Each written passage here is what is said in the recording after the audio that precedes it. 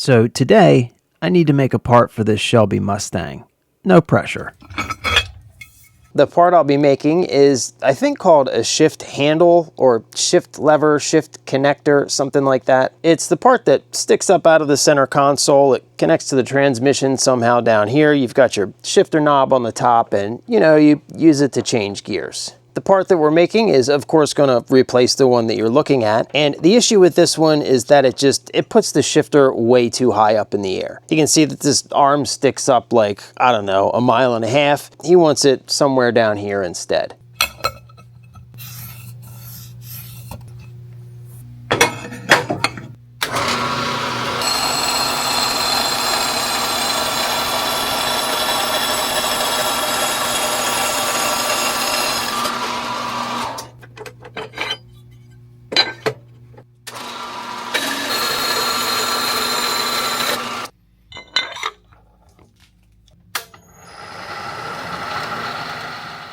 Okay, so I have actually been thinking quite a bit about how best to approach machining this part.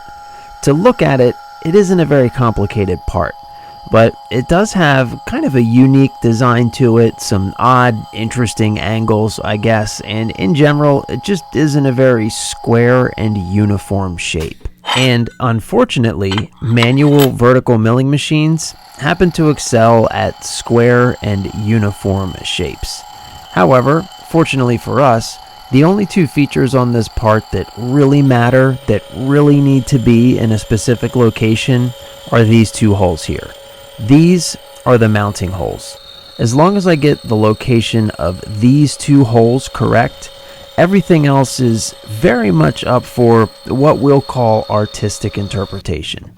So, after I finished squaring up my stock, because of that odd, non-uniform shape, the very first thing that I want to do is I want to lay out a physical representation of my part directly onto the stock. This is just going to give me a bit of a visual sanity check, which is going to help to guide and keep me on track throughout the rest of the machining process. Now that I have my visual roadmap marked out onto the face of the stock, I can start machining features. Like I just mentioned, the most important features are those two mounting holes, so I want to start with drilling those holes. I'll just locate a 0 on the bottom left-hand corner of the part, and then I'll place my two mounting holes.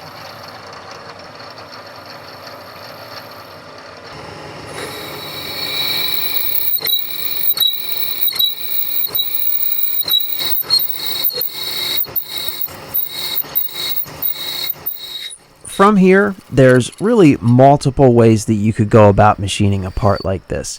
I did briefly consider using the rotary table. However, after giving it some thought, I came to the conclusion that getting it mounted to the rotary table would probably take about as much work as is going to be required to machine the entire part, so I decided against it. You can see that I did drill a couple of extra holes here. Those are going to come in handy a little bit later, but for now, the general plan of attack is to just work this into shape one step at a time, using my layout lines as reference, and starting with the easiest, most obvious features. Like, for example, removing all of the excess material from the top of the stock here.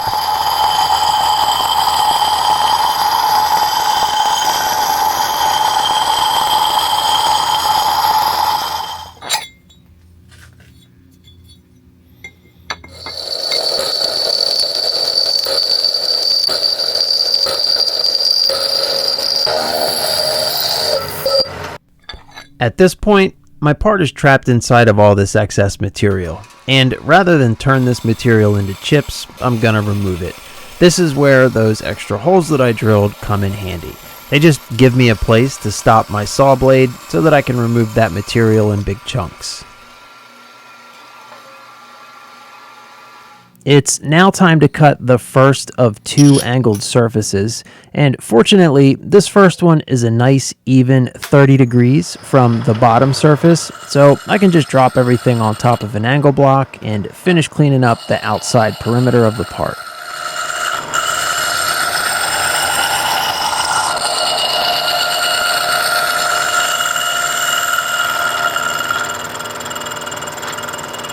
All right, so you can see the general shape starting to come in now. I've got this entire outside perimeter done. So now all I need to do is clean up the inside. But before I can actually get to these surfaces, I'm going to need to cut out a big chunk of this excess material.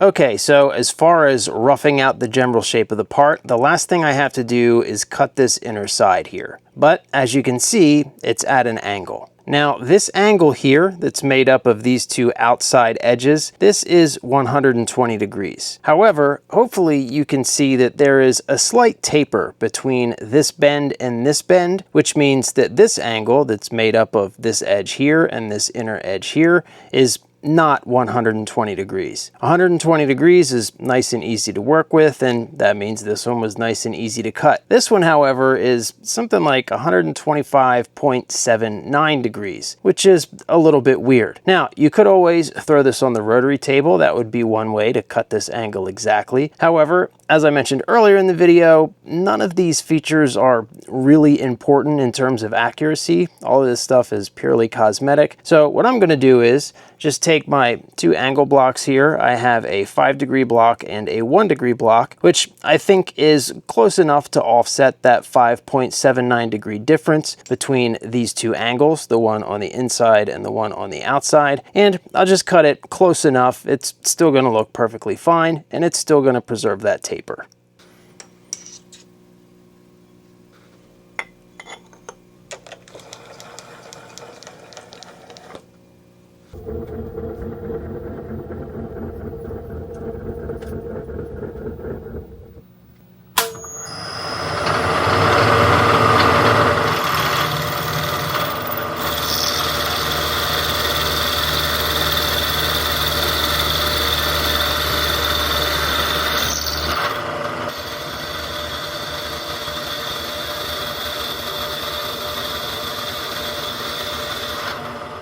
So there we have it. We've got the general shape all roughed in now. And you can clearly see how our replacement part is going to move the shifter handle from way up here to down here, which of course is exactly our goal. So we're looking pretty good so far. So the next thing that I need to do is add some way for the shift knob to attach to our new bracket. The original one just uses a 3/8/16 set screw for this, which seems like a perfectly reasonable solution to me, save for the fact that the 3/8/16 thread is actually the wrong size. So I have gone ahead and made up this little adapter here. This little adapter will go from 3/8 on one end to 7/16 14 on the other, which is the correct size thread for the shifter knob. This way he can use the new bracket if he wants to, and if he ever, for one reason or another, wants to put the old bracket back in, he now has an adapter so he can actually do that. Side note, this setup that I have here for adding the hole for my bracket is super sketchy. I really should have done something better for this. I was feeling lazy and thought, you know, I just got to get through it. Fortunately, I was lucky today, but you can see the part moving all over the place. You can see how careful I'm having to be just to get through this simple drilling operation. I do not recommend this at home. Like I said, I was lucky I got through this, but yeah, this is definitely way more sketchy than it needed to be.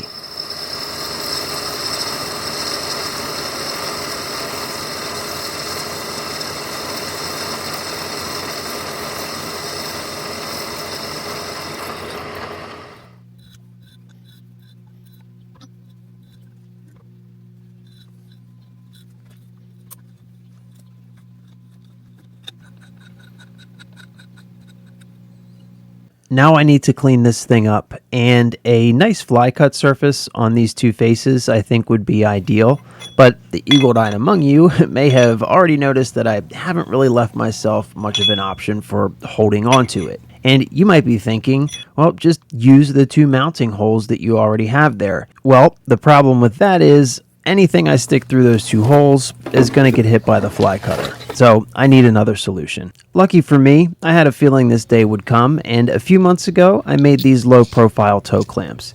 If you want to see how these were made, the video is on my channel and the plans are on my Patreon, but these are going to be perfect for this application. This is exactly what these were made for.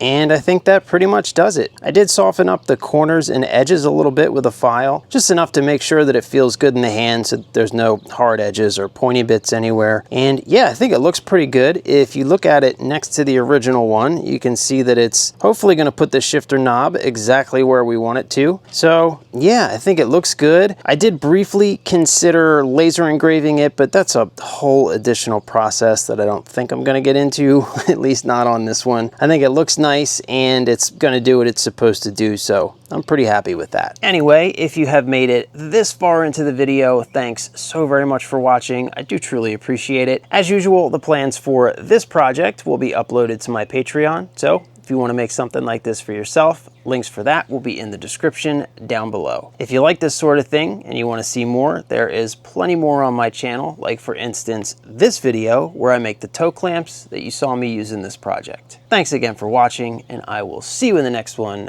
very, very soon.